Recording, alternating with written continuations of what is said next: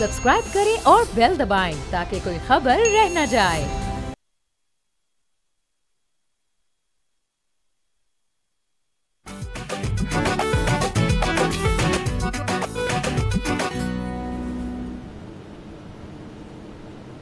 अस्सलाम वालेकुम, बोलो जनाब, मैं बहुत बहुत खुश आमदीद। मैं हूँ असद निज़ामी, मेरे साथ हैं अली आफ्ताब। सर क्या हाल है? सर वो जुमला है ना कि एडवोकेट टिल्लो ने काला कोट एवं ही नहीं पाया, ठंड लगी है तो पाया। यस। तो सर दोनों हम कोर्ट में हैं, मौसम खुशगवार हो रहा है। सर मौसम खुशगवार हो रहा है, लेकिन सर सैड न्यूज़ सर आपको और मुझे, हम सबको लग रहा था क्योंकि सोशल मीडिया चैटर थी कि तमाम जो सर्दी के मामलात हैं इस साल बहुत बढ़ने लगे हैं, बड़ी टिका के सर्दी पड़ेगी। लेकिन सर वो सारे जो प्लान्स थे और सारी जो सोशल मीडिया चैटर थी उसको आज के रोज़ पाकिस्तान मीटेरोलॉजिकल डिपार्टमेंट जो है उन्होंने डिसमिस कर दिया, ख़त्म कर दिया। उनको सर तरदीद आ गई है कि वो कह रहे हैं जी कि कोई ऐसी सर्दी जो है इस साल नहीं पड़ेगी। ये विंटर्स जो हैं ये नॉर्मल होंगे और बल्कि मॉडरेटली हॉट भी हो सकते हैं। उसकी वजह ये है, वो कहते हैं जी कि एक्सपेक्टेशन जो है वो ये है कि आपकी बारिशें भी होंगी कुछ या ज़्यादा होंगी और स्नोफॉल उसके बायस बहुत ज़्यादा होगी। ये भी उन्होंने मुस्तरद की कि ऐसा भी कुछ नहीं होगा। जो लानीना सिस्टम है जिसको कोट किया जा रहा है कि आज से इतने साल पहले घर के बुजुर्गान भी जो है वो उसको याद करते हैं, हाँ एक दफ़ा पहले भी वो सिस्टम लानीना आया था, उस सर्दी बड़ी बड़ी बड़ी बड़ी बहुत ज़्यादा सर्दी थी और हमें याद है, हाँ वो भी इस दफ़ा होगा, तो रेडी हो जाओ। किसी को कोई एक्स्ट्रा शॉपिंग करने की ज़रूरत नहीं है, कोई गरम गरम कोट शोट वगैरह की ज़रूरत नहीं है, क्योंकि सर पीएमडी इन्हें ये सारी तमाम बातें जो हैं वो करके हमें ये भी बताया कि आपने मौसमी खबरें जो हैं सारी जो है और सारे जो मामलात हैं वो हमारे थ्रू आपने गेज करनी है। कोई और शख्स कह रहा है तो वो गलत है। उसके अलावा वो कहते हैं जी हम जो वर्ल्ड मीटेरोलॉजिकल ऑर्गेनाइजेशन है WMO उससे मुंसलिक है और उसके थ्रू हमारा डेटा जो है वो कहता है कि इस दफ़ा की विंटर जो है वो ठंडी हो सकती है, लेकिन वो ऐसी नहीं होगी कि आप कहेंगे जी कि रिकॉर्ड ब्रेकिंग किस्म की ठंड होगी। तो सर बिजनेस एज यूजुअल है। जी सर, इसमें आपने जिस तरह से सैड न्यूज़ कहा तो इसमें मनफी और मुस्बत दोनों पहलू हैं। मनफी पहलू तो यही है, हम तो खुश होते हैं ज़्यादा सर्दी पे, उसकी वजह ये है कि बारिश हो जाए, ज़्यादा सर्दी हो जाए, उससे जितनी मर्ज़ी कैटास्ट्रफी हो हम एक दफ़ा रोमांटिक मोड में ज़रूर जाते हैं। लेकिन जो इसका मनफी पहलू बहुत ज़्यादा होता है ज़्यादा ठंड का, कि बुज़ुर्ग जो हैं वो बहुत ज़्यादा ऑफ होते हैं। मतलब बहुत लोगों का, हम बड़ी उम्र के लोगों का सुनते हैं कि उनका अमूमन इंतकाल सर्दी के महीनों में होता है। तो इसलिए अच्छी बात है कि बहुत ज़्यादा सर्दी नहीं पड़ रही। बाकी जो आपने साथ में ये बताया कि मेट डिपार्टमेंट ने ये भी कहा है कि बारिशें भी बहुत ज़्यादा नहीं होंगी, ये कोई इतनी अच्छी खबर नहीं है, क्योंकि हम एक्सपेक्ट कर रहे थे कि बारिशों की वजह से शायद स्मॉग कम हो। वो और बात है कि इस साल क्योंकि जो फसलें हैं बहुत सैलाब में बर्बाद हुई हैं, पाकिस्तान में भी और इंडिया में भी, तो वहाँ पर अब शायद क्रॉप बर्निंग कम हो तो उसकी वजह से स्मॉग शायद वैसे ही थोड़ी सी कम हो जाए। सो ये मिले जुले से तासुरात हैं इन दोनों चीज़ों को लेकर। हाँ, उन्होंने ये कहा है कि एक्सपेक्टेड रेनफॉल जो है वो है तो एवरेज से ज़्यादा, लेकिन वो कह रहे हैं हमारी जो रफ असेसमेंट्स इस वक्त तक हैं वो ये कहती हैं कि शायद ऐसा ना हो। क्योंकि आपको पता है रेनफॉल भी तो सर बड़ी बड़ी पिक्की चूज़ हुई हुई है आजकल कि जब इस दफ़ा जो बरसात आपने देखी उसके अंदर हमारी जो फ़ोन और बाकी चीज़ों पे जो वेदर प्रेडिक्शंस आती हैं वो उमूमन गलत भी हो जाती हैं। तो इस दफ़ा वो असल में सर इस खबर का सर मुझे हल्की सी ना ये जो फीलिंग आ रही है ना, आखिरी जुमला दोहराया ना कि जी आपने जो भी अपडेट लेनी है हमारी वेबसाइट से लें। वो बेसिकली क्या ये नहीं है कि वेदर जो है सर एक सोशल मीडिया का बड़ा एक टॉपिक बन चुका है और ख़ास तौर पे हमारे मुल्क में पोस्ट ये जो बरसाती मामलात हुए उसके अंदर के हर शख्स जो है वो इंटरेस्टेड है वेदर के अंदर। ये एक टॉपिक ऑफ डिस्कशन ना सिर्फ है बल्कि ये बड़ा ज़बरदस्त आइस ब्रेकर है लोगों से कि जी एकदम से मौसम चेंज हो गया। सो इसलिए वो ये भी हो सकता है कि उन्होंने इस वजह से खबर दी हो कि जी लोग जो हैं वो बिला वजह इस चीज़ के एक, जैसे आपने कहा मनफी पहलू ये है कि लोग सर्दियों के अंदर जो है बुजुर्गान जो हैं बीमारी का बड़ा एक मसला हो जाता है, तो वो ज़रा उस चीज़ को काम डाउन करें। और सर वैसे भी देखिए क्लाइमेट चेंज जो है वो एक बहुत बड़ा एक टॉपिक ऑफ डिस्कशन है आजकल दुनिया के अंदर, और उसके ऊपर वो ऐसे नहीं है कि अगर उसके ऊपर वो खबर आए तो वो इग्नोर हो जाती है। अब वो बड़ी एक टॉप लेवल खबर होती है, तो इसलिए हमारा जो मीटरोलॉजिकल पीएमडी जो है वो बड़ा एक इंपॉर्टेंट एक इदारा है और उसके ऊपर फोकस बड़ा कम होता है। तो आई थिंक इसके ऊपर हमें फोकस करना चाहिए कि जी मौसम के ऊपर आप सबको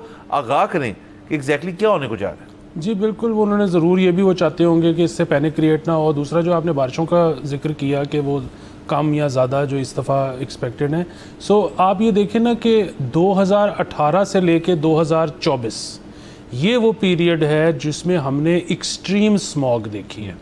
अच्छा, हमारी जो प्रैक्टिसेस हैं वो कोई उससे पहले भी कोई बहुत ज़्यादा चेंज नहीं आया इन 7 सालों में, लेकिन जो फ़र्क आया वो ये था कि 2018 से पहले सर्दियों में भी महीने में एक आधी बारिश हो जाती थी। अभी 2018 से 24 में हम ये देख रहे हैं कि आपके जो मतलब जैसे ही मानसून ख़त्म होता है उसके बाद अक्टूबर, नवंबर, दिसंबर कई दफ़ा 4-4 महीने एक भी बारिश नहीं होती। तो वो बेसिकली बारिशें ना होने की वजह से भी आपकी स्मॉग बहुत ज़्यादा बढ़ रही है। तो ये सारे और अब अभी से ही मामलात जो हैं वो AQI जो है वो 200-250 से ऊपर जाना शुरू हो गया है। तो इसलिए मेरे ख्याल में अब ये क्योंकि हम अपने बड़े एक्सट्रीम स्मॉग के 5th सीज़न में, शायद 6th सीज़न में दाखिल हो रहे हैं, तो लोग जो कि इस चीज़ को अभी भी एक्सपेक्ट नहीं कर रहे कि हमें इसके ऊपर तैयारी करनी चाहिए, तो मेरे ख्याल में आज वो वक्त दिन आ गया कि आप तैयारी करें।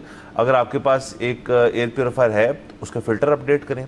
अगर आपके पास एयर प्योरीफायर अभी तक नहीं है तो किसी ना किसी तरह उसको अटेन करें। और ख़ास तौर पे उन घरों में जहाँ पे बच्चे मौजूद हैं वहाँ पे बहुत ज़रूरी है कि आप इस चीज़ को करें। बाकी जो घर के अंदर खिड़कियाँ खोलने का है जी कि बड़ी अच्छा बाहर मौसम है तो खिड़की खोल लेते हैं, थोड़ा AQI जज कर लें। आपके फ़ोन पे अब ऐप्स मौजूद हैं, वो आपको बता देंगे क्या सिस्टम चल रहा है। और अब मुझे सर अगेन इसके ऊपर ज़्यादा हम बात नहीं करेंगे क्योंकि आने वाले कई हफ्ते जो हैं हमने स्मॉग के ऊपर वैसे ही बहुत बात करनी है क्योंकि बहुत ज़्यादा मसले मसाइल हैं। बल्कि ऑफकोर्स कस्टमरी हो गया हमारे शो का कि जब स्मॉग ज़्यादा आती है या मामला के राफ़ी आलम साहब जो हैं वो यहाँ पे किसी न किसी दिन मौजूद होंगे और वो हमें इस साल के स्मॉग के ऊपर मुकम्मल अपडेट्स दें। यकीनन। बस आगे चलते हैं सर। FBR नहीं रुक रहा। सर हमने पिछले हफ्ते या उससे शायद पिछले हफ्ते एक FBR के ऊपर बड़ा एक तफसीली एक हमने ब्लॉग किया था जिसके अंदर हमने डिस्कस किया था कि FBR की न्यू और क्रिएटिव टेक्निक्स जो हैं वो क्या वो एम्प्लॉय कर रहे हैं और क्या उसके ज़रिए कैसे वो देख रहे हैं कि टैक्स की मद में जो लोग नहीं दे रहे या देना नहीं चाह रहे या कलेक्शन बढ़ाने का क्या तरीका है। उसके अंदर आपने ही बताया था कि शादियों के ऊपर और ख़ास तौर पे शादियों की जो आइडेंटिफिकेशन है कि किस शादी पे ज़्यादा पैसे खर्चे गए हैं उसको देखने के लिए सोशल मीडिया के ऊपर भी वो कर रही हैं। हमारी वेब हिस्ट्री वैसी उनके पास है। तो ये सारा कुछ जो है इसको बांधने के लिए सर आज एक खबर हमारे पास मौजूद है। तो सर मुबारक हो आपको सर कि 2024-25 का जो टैक्स ईयर है उसके अंदर सर रिकॉर्ड 2.2 बिलियन रुपए जो है वो टैक्सेस कलेक्ट हुए हैं शादी की सेरेमनी से। अच्छा, ये सर 19% इंक्रीज़ है पिछले साल से। 1.70 बिलियन लास्ट ईयर था तो इस सब वो इंक्रीज़ हो गया 19%। उन्होंने कहा है जी कि हमने डॉक्यूमेंटेशन जो है, मॉनिटरिंग जो है और सब कुछ जो है वो उसके ऊपर मज़ीद सख्ती की है। और ये सेंटर्ड है 3 शहरों में, कराची, लाहौर, इस्लामाबाद। KLI जो आपके अर्बन सेंटर्स हैं वहीं पे ज़्यादातर जो महंगी तरीन शादियाँ हैं वहाँ पे होती हैं, जो वाज़े होती हैं, जो नज़र आती हैं। तो उन्होंने उसके ऊपर एक कड़ी नज़र रखी हुई है। उसके साथ साथ वो कह रहे हैं जी कि जो ये सेक्शन 236C(b) है वो venues, wedding events, hotel, marquee, club, restaurant, catering, decoration सब इसकी मद में आती हैं। और उस कानून के तहत आपने 10% जो है विथहोल्डिंग टैक्स देना होता है और नॉन फाइलर्स जो है वो 20% विथहोल्डिंग टैक्स देते हैं। सो ये दोनों तरफ से टैक्स कलेक्शन हो रही है। एक तो वो जो लोग जिन लोगों की शादी हो रही है, जो जाहिर है उस चीज़ के अंदर केटरर्स को और वेडिंग प्लानर्स हो गए और वेन्यूज़ हो गए और दीगर और जो चीज़ें अनासर होते हैं एक शादी के, उसके अंदर वो भी अपने तरफ पे उनकी टैक्स लायबिलिटी क्रिएट हुई। बट जो वेंडर्स खुद हैं, जिनकी मार्कीज़ हैं, हॉल हैं, जो केटरिंग बिजनेस करते हैं और दीगर चीज़ें करते हैं, उनकी भी एक टैक्स लायबिलिटी क्रिएट होती है। तो FBR ने दोनों तरफ फोकस करके ये इंक्रीज़ जो है हासिल की है। तो सर केक बहुत ज़रूरी होगी सर इसके ऊपर। जी सर बिल्कुल, केक ज़रूर कटा होगा, आपको भी मुबारक हो। और उसकी वजह ये है कि अगर 19% इजाफा हुआ है तो पिछले 1 साल में जो हमारी इन्फ्लेशन थी वो तो 19% से कम थी। सो क्योंकि अमूमन होता है कि जितनी इन्फ्लेशन है अगर उतना ही इजाफा हो, हर साल हर बिज़नेस ग्रो तो करता ही है। उसकी वजह ये है कि मतलब फॉर एग्ज़ाम्पल आपने अगर ये 10 मग 10 रुपये के बेचे थे पिछले साल, तो इस साल अगर आपने 9 मग भी बेचे हैं, कीमत ही क्योंकि 12 रुपये हो चुकी है, तो आपका जो बिज़नेस है वो पिछले साल से बड़ा दिखाई देगा, छोटा नहीं दिखाई देगा। लेकिन 19% क्योंकि नहीं थी इन्फ्लेशन, तो इसका मतलब है कि टैक्स कलेक्शन में बेहतरी आई है। बाकी आई डोंट नो कि हमें ये ख़बर यहाँ पर करनी भी चाहिए थी डिस्कस या नहीं। उसकी वजह ये है कि हमारे ख्याल में तो ये एक अच्छी डेवलपमेंट है, बट अदरवाइज़ यहाँ पे लोगों को तशवीश भी लाक हो सकती है, क्योंकि यहाँ पर वो एक आपको पता है कि कहा जाता है कि जी वो निकाह को आसान करो, और उनको हो सकता है ऐसा तासुर भी जा सकता है कि डॉक्यूमेंटेशन बेहतर होने से, टैक्स कलेक्शन बेहतर होने से शायद इसमें मुश्किलात पैदा हो रही हैं। शादी में सर? शादी में शादियाँ होंगी सर, जो मर्जी कर लें। यकीनन। तो खैर वो तो एक जो मुआशरती पहलू है इसमें, वो तो है ना कि अजीब, क्योंकि मुआशरा बेरा रवी का शिकार हो सकता है, इसलिए निकाह आसान होना चाहिए। लेकिन हम अगर वापस आ जाएँ टैक्स के मामलात में, तो जाहिर है इसमें आप जो है ना कोई गिला कर नहीं सकते FBR के साथ, क्योंकि जाहिर है मतलब अगर आप वैसे ही घर से खाने की नीयत से किसी रेस्टोरेंट में जाते हैं तो आप टैक्स देते हैं, आप अगर कपड़े ख़रीदते हैं बग़ैर शादी के तो भी टैक्स देते हैं। तो अगर ये सारा कुछ शादी के पॉइंट ऑफ व्यू से हो रहा है तो टैक्स तो बनता ही है। जहाँ तक ये बात है इनकी कि जी सबसे बड़ी शादियाँ जो हैं वो इस्लामाबाद, कराची और लाहौर में होती हैं, मैं उससे शायद थोड़ा सा डिसएग्री करूँगा। और उसकी वजह ये है कि हाँ, डॉक्यूमेंटेड शादियाँ यहाँ पे यकीनन बड़ी होती हैं, बट अदरवाइज़ तो जो रूरल एरियाज़ हैं जितनी बड़ी शादियाँ वहाँ पे होती हैं, क्योंकि यहाँ पे तो अमूमन हमने यही देखा है कि ज़ाहिर है हर शख्स अपनी हैसियत के हिसाब से ख़र्च करता है, लेकिन जो उसमें लोग होते हैं, जो विज़िटर्स होते हैं, वो भी अपनी हैसियत और अपने रिश्ते के एतबार से सलामी या इस तरह की चीज़ों में पार्टिसिपेट करते हैं। गांव में तो ये एक बाकायदा एक दूसरे से लागतबाजी के लिए इस्तेमाल होता है, मुकाबला नुमा चीज़ है। वहाँ पर तो होता ये है कि किसी की शादी आती है तो लोग अपनी मजें बेच देते हैं कि अब ये बड़ा खर्चा आने लगा है, और उसमें तो फिर आपको पता है कि शादी ब्याह के जो वहाँ पर गाने के और इस तरह की चीज़ें होती हैं, उसमें फिर वो वेलें जो होती हैं अमूमन सिंगर अगेन लाहौर, कराची, इस्लामाबाद से गए होते हैं, उनके आगे गाड़ी के डाले होते हैं, पीछे डाले होते हैं, बीच में एक गाड़ी होती है जिसमें सिर्फ नोट होते हैं। उन नोटों को गिनने के लिए यहाँ पे मशीनें होती हैं। सो ये मतलब आप ये मत समझें कि रूरल शादी हल्की होती है, रूरल शादी बहुत हैवी होती है। यानी कि सर आप इसलिए कह रहे हैं कि उसके ऊपर जो जाहिर है परफॉर्मेंस होती होगी म्यूजिकल, तो उसके ऊपर जो वेल छेल का मामला होता है उसके ऊपर फिर मुकाबलेबाजी शुरू हो जाती है। नहीं छुट्टी है तो मैं फिर ये पर पंखे में कापियाँ बेसिकली सर। ये सर अगेन वो रूरल वाला सेक्टर जो है वो तो मेरे ख्याल में अनटैक्स जो है वो तो तमाम मामला के अंदर होगा। बहुत सारी चीज़ें जो वहाँ पे है कैश बेसिस पे होती है, क्योंकि ज़ाहिर है वहाँ कोई इंतज़ाम जो अर्बन सेंटर में जिस किस्म का है, जिस किस्म की उनकी एक नज़र है यहाँ पे, वो रूरल में नहीं होगी। तो ये चले शुरुआत तो नहीं, जैसे मैंने कहा उन्होंने जो खबर हमने पढ़ी उसने लिख ही दिया कि जी कराची, लाहौर, इस्लामाबाद हमारा फोकस है। इसके अंदर एक और 2-3 जो पहलू हैं वो बड़े ज़रूरी हैं। एक तो ये कि आपकी जो शादी की जो आपने सलामी का जिक्र किया, अब वो that is all cash income बड़ा रूड लफ्ज़ है इस चीज़ के लिए, वो तो किसी की प्यार मोहब्बत है, जो गिफ्ट है जो उसने आपको दिए। अब यहाँ पे मैं दावे से कह सकता हूँ, अगर देखें ना 2024-25 का टैक्स ईयर हम कर रहे हैं, हम शुरू हो जाते हैं 2020 से, 2015 से शुरू हो जाए। आप चले आप इतने साल 10 एक साल कर लें, फ़र्ज़ करें 10 साल में ऐसी ऐसी शादियाँ हुई हैं जो हमने इंस्टाग्राम और बाकी चीज़ों पर देखी हैं, जो कि बहुत लेविश है, बहुत लेविश है। और उनके अंदर सलामी की मत के अंदर जितनी इनटेक होगी ऑफ कैश, वो कोई न कोई डिक्लेयर क्यों करेगा, मुझे बताएं। ना ही किसी को डिक्लेयर करता होगा, बल्कि यहाँ पे जैसे मैंने शुरू में जिक्र किया कि केटरर्स और बाकी जो हैं, ये तो हमने खुद देखा है, और कि यहाँ पे एंड ऑफ द इवेंट जो है तब सेटलमेंट होती है पैसों की, केटरर्स पे ख़ास तौर पे, क्योंकि एक आपका काउंटर चल रहा होता है, उनका काउंटर चल रहा होता है, क्योंकि प्लेटों का हिसाब होता है। अब वो देख रहे हैं जी कितने प्लेटें लगी हैं, एक आपका बंदा देख रहा होता है, जो ज़रा सियाने होते हैं लोग, वो कहते हैं खुले डुल्ले भी होते हैं कि यार जो आप कह रहे हैं मान लेंगे हम। वो इसलिए होता है क्योंकि एंड पे जितनी प्लेटें लगी हैं उसके हिसाब से फिर बिल बनना है, और वो बिल अमूमन वेन्यू पे सेटल होना होता है, और वो वेन्यू पे सेटल होता है। फिर कहते हैं जी हमने जितना कैश सलामी का है हम यहाँ से वहाँ दे दें। अब ये तो एक इनकम ऐसी है जो कि जनरेट भी कैश में हुई, अगले वो कैश में पे होगी। FBR की रुकावटें जो मेरे ख्याल में इस किस्म की हैं कि जी अब आप इस तरह कर नहीं सकते, आप ऑफ बुक नहीं ले सकते पैसे, तो उसका तो हमें पता है सर कि बड़े तरीक़ेकार हैं। तो ये 2 बिलियन FBR को मुबारक हो, बट अगेन ये एक ना कल्चर क्रिएट करना पड़ेगा, ये एक तरीक़ेकार पैदा करना पड़ेगा हर बंदे के अंदर एक ना ख्वाहिश पैदा करनी पड़ेगी आपको कि जी कि हम ऑन बुक रहें, हमें इसका फ़ायदा है। बस इसके अंदर 2-3 पॉइंट्स और हैं हमारे पास, यहाँ पे जाते हैं ब्रेक के ऊपर, इसको खबर को आगे लेके चलते हैं। Let's take a break.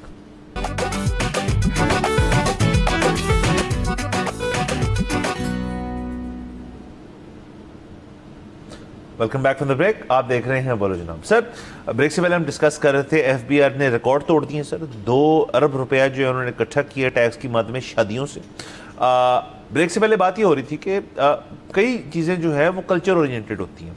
अब शादियों के ऊपर ना अमूमन एक की इकोनॉमी जो शादी की अपनी इकोनॉमी, किसी एक शादी कर लें या इस इंडस्ट्री कर लें, उसके अंदर कैश जो है कैश किंग चल रहा होता है या होता रहा था। अब एफबीआर उसमें सख्ती कर रहा है, लेकिन देखिए हमने ब्रेक से पहले बात की केटरिंग की, चले उसके ऊपर रुकावटें आ सकती हैं। केटरिंग इस किस्म का बिजनेस है जो कि दिखता है, आप वहाँ जाके वाक़तन एक एफबीआर का अगर नफरी हो वहाँ पे तो वो देख सकते हैं। एक काउंटर जो जिनकी शादी हो रही है वो रख लें, एक केटर रख लें, एक एफबीआर रख लें जी कि आपकी प्लेटें इतनी है, एवरेज रेट जो है प्लेट का आपने इतना लगाया हुआ है, तो ये पैसे कैसे पेमेंट हुई, हमें सबके चलान दे दें। इस तरह पकड़ दकड़ हो सकती है। लेकिन सर फिर जो शादी के ऊपर महंगे तरीन किस्म के जो जोड़े हैं, जो ख़वातीन अमूमन जो है वो ज़ेबतन करती हैं, ब्राइडल्स हो गए, बाकी हो गए, ये भी एक बड़ा बिजनेस है। इसके अंदर बहुत ज़्यादा जो है इनफ्लो होती है, मनी इस गिवन एक्सचेंज होता है उसके अंदर। क्या वो कैश पे होता है, ये एक सवाल है। उसके अलावा जेवर, और जेवर को एक फंक्शन का थोड़ी ना होता है। हम बात करें बड़ी शादियों की जिसके ऊपर एफबीआर का भी जोर उधर है। जेवर जो है, अब वो ज्वेलर जो है, अब किसको कैसे असेस कर सकता है? मतलब अब एफबीआर मतलब प्लेटें तो नाप सकता है, अब किसी दुल्हन के पास जाके उसका जेवर तो नहीं असेस कर सकता ना, वो तो सर बॉर्डर लाइन हैरेसमेंट की तरफ बात चली जाएगी। तो ये हमने देखना है एफबीआर एग्जैक्टली इसके अंदर। हम तो देखें ना बैठ के, आपने जो शुरू में कहा हम एफबीआर के साथ है इस चीज़ में, साथ होते होते हम थोड़े आज कोशिश करेंगे कि हम उनको ये भी समझा पाएँ कि कौन सी चीज़ें जो है आप मज़ीद कर सकते हैं, क्योंकि यस ये एक इकोनॉमी के अंदर एक चीज़ एग्जिस्ट करती है। प्लस सर हुज टू से कि हमें क्या पता, बहुत लोग लुक फॉरवर्ड करते हो कि जी घर के अंदर कोई फंक्शन है, कोई शादी है, कि जो हमारा कुछ अगर पैसा ऐसे वैसे पड़ा हुआ है, अगर वो कैश में निकल जाए और उसके बस एसेट क्रिएट हो जाए या केटरिंग पेमेंट हो जाए, कुछ भी हो जाए, तो वाइट भी हो सकता है। जी बिल्कुल सर, हो सकता क्या है, होता है। अब ये सारी ऐसी चीज़ें हैं जैसे आपने बताया कि मतलब एक एफबीआर जो है ये भी बड़े आराम से हिसाब लगा सकता है कि अगर एक शादी हो रही है तो उसमें केटरिंग मतलब 5,000 पर प्लेट का पैकेज लिया हुआ है या 2500 वाला लिया हुआ है या 1500 वाला लिया हुआ है, लेकिन एग्जैक्टली नंबर ऑफ प्लेट्स कितनी लगी उसमें कुछ ना कुछ आगे पीछे हो जाएगा, कैश इन्वॉल्व रहेगा। फिर ये काम ऐसा है कि वो जिससे आपने चावल लेना है वो भी कैश में डील कर लेता है, जिससे आपने चिकन लेना है वो भी कैश में डील कर लेते हैं। सो ये सब कुछ रहेगा, लेकिन ये बदतदरीज जैसे काम हो रहा है इसको मिनिमाइज़ किया जा सकता है। अब देखें ना, जो हम वैसे ही एक दूसरे को गिफ्ट सलामी देते हैं, उसमें आज से कुछ साल पहले तक, और ये को मैं डिस्टेंट पास्ट की बात नहीं कर रहा, बिल्कुल कुछ साल पहले तक बड़ी एक यशी थी कि जिस वक्त मेरी शादी है या मेरा जिस साल बच्चा पैदा होना है, तो मैंने उस पर जब अपनी फ़ाइल करनी है इनकम टैक्स, तो मैंने कहना है जी इतने लाख रुपए मुझे सलामी हो गई थी या लोगों ने वैसे ही गिफ्ट कर दिया, तो ये मैंने अपने बैंक में डाल दिए हैं, तो ये गिफ्ट है। अब आप ये नहीं कर सकते, क्योंकि अब एफबीआर ये कहता है कि जी अगर असद निज़ामी साहब ने आपको 1 लाख रुपए की सलामी दी थी, तो क्या उन्होंने अपनी फाइलिंग में ये लिखा है कि उन्होंने आपको 1 लाख रुपए सलामी दी? एग्जैक्टली। सो अब ये चीज़ उन्होंने ख़त्म कर दी है। इसी तरह सोने की आपने बात की, अब यहाँ पर अगर आप बॉर्डर लाइन हरेसमेंट कर भी लें और आप दुल्हन की गोद में बैठ के भी अगर उसकी चीज़ें गिन लें कि उसने क्या कुछ पहना हुआ है, तो वो आपको ये बताएंगे कि ये तो जी मेरी नानी का सोना था या मेरी दादी का सोना था जो हमें पास ऑन हो रहा है। इसीलिए जो एफबीआर है वो बहुत ज़्यादा जोर लगा रहा है कि सब लोग फाइलर बन जाएं। मतलब वो कहता है कि आपकी नानी कुछ भी नहीं करती तो भी फाइलर बन जाएं, आपकी वालदा की कोई इनकम नहीं है तो भी फाइलर बन जाएं। उसकी वजह ये है कि वो उनको ये भी पता है कि जब पहली दफ़ा कोई फाइलर बनेगा तो वो अपनी बड़ी टका के वेल्थ स्टेटमेंट बनाएगा, लेकिन एक दफ़ा जब वेल्थ स्टेटमेंट बन जाएगी ना, उसके बाद फिर वो आगे डिस्ट्रीब्यूट होगी बच्चों में, आहिस्ता आहिस्ता वो कम होती जाएगी। उसमें जब कोई इजाफा होगा ना, तो अगेन हमें पता लग जाएगा कि अब ये कोई चीज़ इजाफा हुआ है तो इसके बदले में कोई ना कोई टैक्स तो बनता है जो कि हमारा हिस्सा है। सो जितनी ज़्यादा डॉक्यूमेंटेशन होगी, जितने ज़्यादा लोग एक दफ़ा टैक्स नेट के अंदर आ जाएंगे, वो जितना मर्जी झूठ बोल जाएं, इवेंचुअली फिर उनको पासदारी करनी पड़ेगी कानून की। सो ये जो सारा कुछ डॉक्यूमेंट करने का, और ये ज़ाहिर है IMF और जो FATF और ये सारा जो बैनुल-अक़वामी प्रेशर था जिसके नतीजे में पाकिस्तान ने ये करना शुरू किया, वरना हमारा मूड कोई नहीं था, तो उसकी वजह से इवेंचुअली आप ये देखेंगे कि फ़ायदा ही होगा। जी बिल्कुल सर। अभी देखें हम as we sit tax filing जो है उसकी डेट निकल चुकी है। बहुत सारे लोग, उन्होंने आपसे भी रब्ता किया, मेरे से भी रब्ता किया, हमारे जानने वाले थे कई, जिन्होंने कहा जी कि मैंने नहीं किया फाइल अभी तक, अब क्या होगा। तो बहुतों की एक्सटेंशन भी हो जाती है, बहुत लोग जो होते हैं वो नील फाइलिंग भी कर लेते हैं कि बाद में देखेंगे। अब देखें, दो मसले हो गए क्रिएट। एक तो पुराना मसला है कि जी माजी का कि जी फाइल ही नहीं करना, कि ये एफर्ट जो है ये मैंने करनी ही नहीं। उसकी जो भी वजह, बहुत लोगों की वजह होती है कि जी उनको पता होना चाहिए मेरी क्या इनकम है, सब कुछ तो मेरा सामने है, सब कुछ तो डिजिटल है। एक इस वजह से नहीं करते कि जी उनको तो पता होना चाहिए।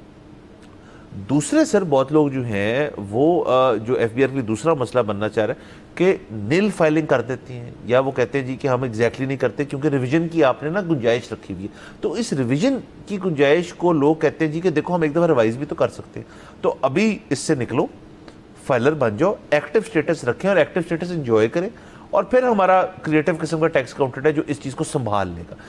ये भी एक इस किस्म की आदत है जिसके ऊपर सख्ती हुई है। अब देखिए, इस दफ़ा आपको और मुझे लगा था एक्सटेंशन नहीं होगी, लेकिन हुई।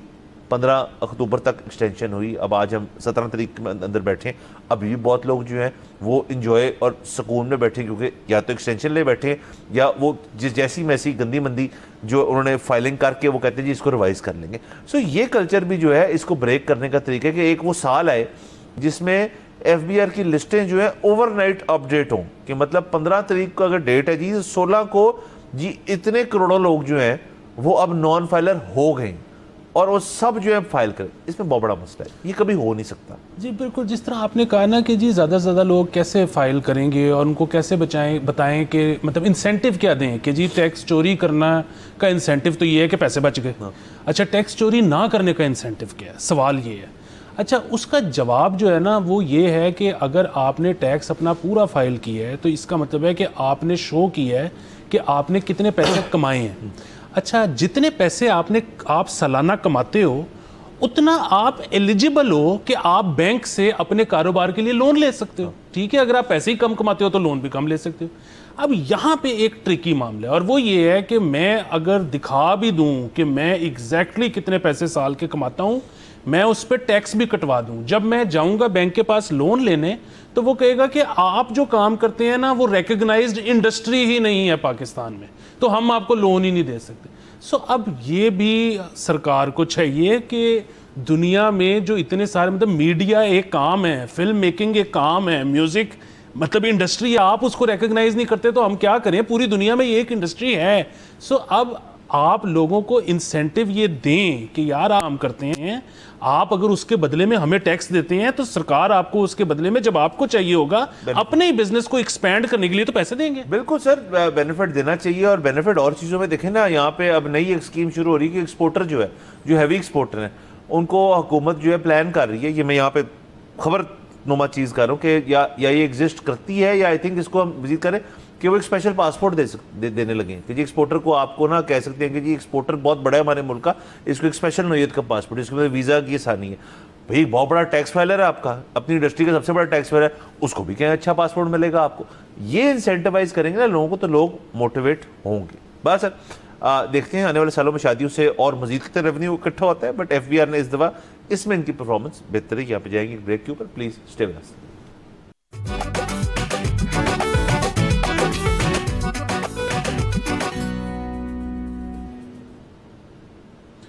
Welcome back from the break. आप देख रहे हैं बोलो जनाब। सर आगे चलते हैं सर, थोड़ी क्रिकेट की बात कर लेंगे। विमेंस क्रिकेट जो वर्ल्ड कप चल रहा है सर, उसके अंदर पाकिस्तान जो है ऑफिशियली अब वर्ल्ड कप से बाहर हो चुका है। हमारी विमेंस टीम जो है, जो हमारी मेल टीम है सर, बारिश जो है वो उनके लिए हमेशा एक सेविंग रेस रही है, एक नहीं कि 2-3 दफ़ा। ख़वातीन के लिए ये मामला जो है ऐसा कुछ नहीं हुआ।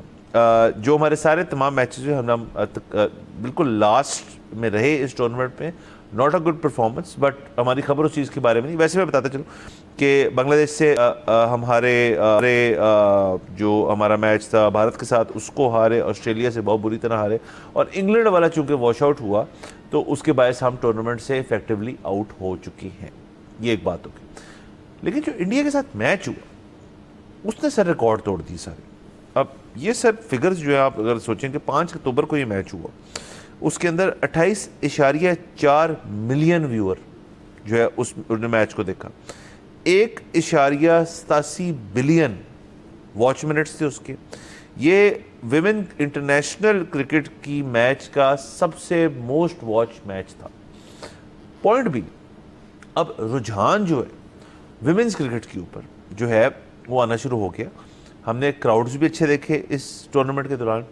टूर्नामेंट वैसे भी बड़ा इंटरेस्टिंग रहा, क्रिकेट भी अच्छी हुई इसके अंदर। आप कुछ टीमों की फील्डिंग परफॉर्मेंसेस सिर्फ ले लें, वो बहुत बेहतरीन थी। हमारी टीम ने भी बहुत अच्छी चीज़ें जो हैं वो की, मतलब हमारी बॉलिंग ले लें, बैटिंग ले लें, उसके अंदर खामियां बहुत सारी थी, लेकिन कुछ जगह बहुत अच्छी परफॉर्मेंस भी थी। तो definitely something to look forward to आने वाले सालों में। इसको हमें सबको सपोर्ट करना चाहिए। जिन्होंने ये चीज़ नहीं देखी, जिन्होंने फॉलो ही नहीं किया, ये गलत बात है, क्योंकि इस तरफ अब दुनिया आ रही है, तो आपको भी आना चाहिए। ये एक और एवेन्यू है। और आज मैं सिर्फ ये बात करना चाहूँगा कि हमें इसको सपोर्ट करनी चाहिए। जो मेल क्रिकेट फॉलो करते हैं, कन्वेंशनल क्रिकेट जो हमारी बड़ी देर से चल रही है, अब उसके अंदर डिसरप्शन है। अब देखें टेस्ट क्रिकेट का नया फॉर्मेट की आज को बात हो रही थी। टेस्ट क्रिकेट वैसे ही एक डिफरेंट चीज़ हो गई है। T20 एक ब्रांड है ऑफ क्रिकेट जो ज़्यादातर लोग देखते हैं। विमेंस क्रिकेट जो है उसको अब हमने कोशिश करनी है कि अब जो उसका लेग वर्क था, उसकी बेस बनाने का, वो शायद हो चुका है। अब आगे फैंस और व्यूअर्स की रिस्पॉन्सिबिलिटी है कि इसको और ऊपर ले। सर आगे मैं आपको बता देता हूँ कि करने की ज़रूरत क्या है। ठीक है, नंबर कोट मैं नहीं करूँगा, आप खुद गूगल करेंगे। IPL जो विमेन होना शुरू हुआ है उसके रेवेन्यू के नंबर्स निकाल लें, आप गूगल कर लें, वो कई मेल लीग से ऊपर है। ठीक है, इसका क्या मतलब है? इसका मतलब ये है कि पहले जो एक अजम्पशन थी कि हम विमेंस क्रिकेट कराएंगे तो वो ठीक है, वो औरतों की सपोर्ट के लिए तो है, लेकिन उससे पैसों का नुकसान हो जाएगा। ओ भाई, नहीं होगा पैसों का नुकसान, उससे आप पैसे कमाओगे। और ये आपने जो अभी फिगर्स दिए हैं इंडिया पाकिस्तान मैच के, इसमें क्या हुआ है? रेवेन्यू आया है। ठीक है, सो आप अब जो ये सारी बहसें हैं ना, ये बड़ी आसानी से हल हो जाने वाली हैं। 4 बंदे टेबल पे बैठे हैं, घंटे में मसला निकल आएगा। पाकिस्तान में मसला क्या है कि जी अगर हम PSL कराते हैं ख़वातीन की, तो एग्जिस्टिंग जो टीम ओनर्स हैं इन्हीं को हमने राइट्स इन्हीं को हमने टीम दे देनी है विमेन भी, या उसके लिए कोई नए हमने जो है वो बिडिंग करवानी है। अच्छा सर, अगेन वो देख लें मॉडल, हम कोई मशवरा नहीं दे रहे, आप मॉडल देख लें कि इंडिया ने क्या किया और कहीं पे जहाँ पे भी विमेंस लीग चल रही है वहाँ पे क्या मॉडल हुआ है। उन्होंने एग्जिस्टिंग टीम्स को दिया है, उन्होंने नई बिडिंग कराई है, उन्होंने एग्जिस्टिंग टीम्स को अगर दिया है तो उनसे कोई पैसे लिए हैं या उनको वैसे ही दे दिया है। वट एवर देयर फॉलोइंग हम कर लेंगे, हमें व्हील को री इन्वेंट करने की क्या ज़रूरत है। दूसरा इसमें है कि जी वो सिक्योरिटी, हमारे पास तो पता नहीं 6 या 8 ही बुलेट प्रूफ बसेस हैं, तो ये जब आ जाएंगी तो इनको हम किसी और टाइम पे करवाएंगे ताकि वो बसेस ये यूज़ कर सकें, या हम नई बसेस ख़रीदेंगे ताकि एक ही टाइम पे जिस वक्त PSL मेन हो रहा हो उस वक्त PSL विमेन भी हो जाए। सर अब ये कोई बातें हैं जिस पे सालों लग जाएं, मतलब आप बैठें और फैसला कर लें कि उसी टाइम पे कराना है, डिफरेंट टाइम पे करवाना है। सो आपने अब सिर्फ और सिर्फ विमेंस PSL करवाना है, पैसे भी आएंगे, ऑडियंस भी बन जाएगी, हमारी जो ख़वातीन प्लेयर्स हैं वो इंटरनेशनल प्लेयर्स के साथ जब उनको खेलने का ज़्यादा मौका मिलेगा, टीम भी इम्प्रूव हो जाएगी। यही लड़कियां आपकी इंटरनेशनल इवेंट्स में, वर्ल्ड कप्स में बेहतर भी परफॉर्म करना शुरू करेंगी और रेवेन्यू साथ में है। सर सारी चीज़ें जो है ना वो डूएबल हैं और होनी चाहिए। लेकिन आपको याद होगा हमने लास्ट वीक ही अली तरीन साहब की कुछ ट्वीट्स जो हैं उनके ऊपर डिस्कशन की थी कि PSL में हो क्या रहा है। उसका जो फाइनल जो बाद में ट्वीट आई ना, वो बड़ी सर पते की है, और वो ये कहते हैं कि मेरा को मोहसिन नकवी साहब से मसला नहीं है, वो PCB के हेड हैं और वो शायद बेहतरी चाहते हैं ओवरऑल क्रिकेट की। वो कहते हैं कि PSL और PCB दो मुख्तलिफ एंटिटीज़ होनी चाहिए, इनके अंदर अलहदगी होनी चाहिए, इनके अंदर ये हर वक्त जो एक गर्दन मोड़ के देखते हैं ना PCB की तरफ, वहाँ पे नकवी साहब को उन्होंने कहा कि वो तो बिल्कुल ठीक होंगे, लेकिन उनके इर्द गिर्द बहुत सारे ऐसे लोग हैं जो कि PSL को लुक डाउन करती हैं। और ये आप और मैं कितनी दफ़ा बात कर चुकी हैं कि जी ऐसी ना सिर्फ PCB में, आपके कई महकमों में ऐसे लोग मौजूद हैं जो एंटी प्रोग्रेशन है, जो एंटी हैं कि जी आगे की तरफ चलो। अब आपने जैसे कहा एक लीग हमने PSL जो बनाई, अल्लाह का शुक्र है बहुत बेहतरीन लीग, अब उसकी नेक्स्ट स्टेज की बारी आ चुकी है, इतने साल हो गए हैं, अब इट्स हाई टाइम कि इसके अंदर और आप मीठा डालें, इससे और लुक्रेटिव इसको बनाएं, और वो विमेंस कर लें, आप मेंस को बेहतर करें, और टीमें आएँ और प्लेयर आएँ, डोमेस्टिक सर्किट खोला जाए इनके लिए।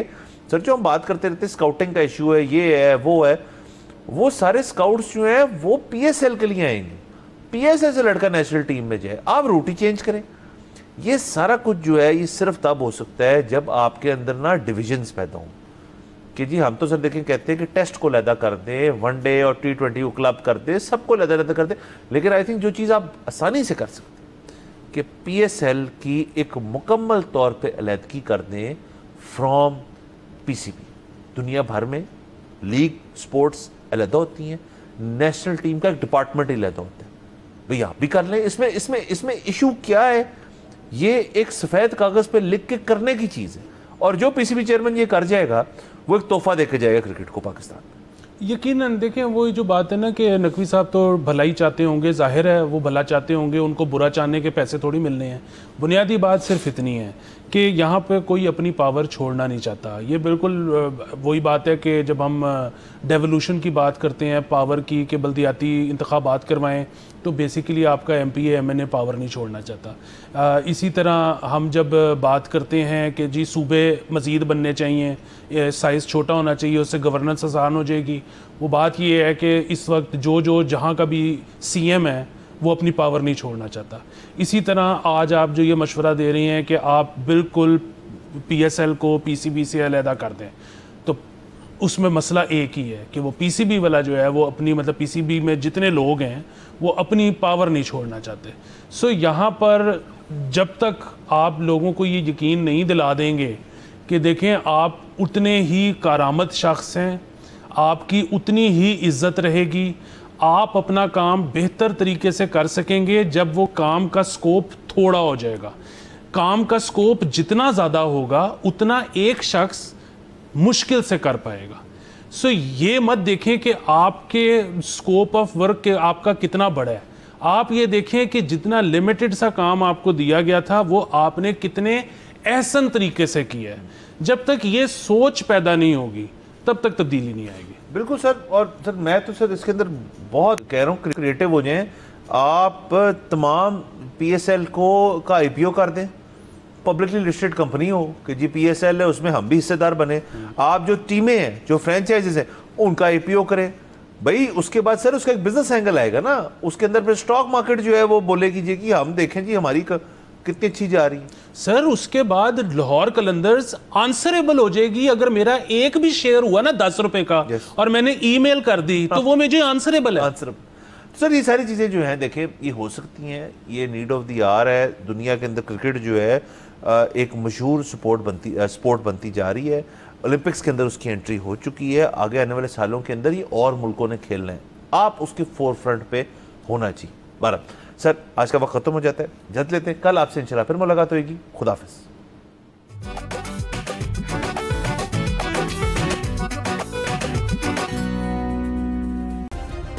सब्सक्राइब करें और बेल दबाएं ताकि कोई खबर रह न जाए।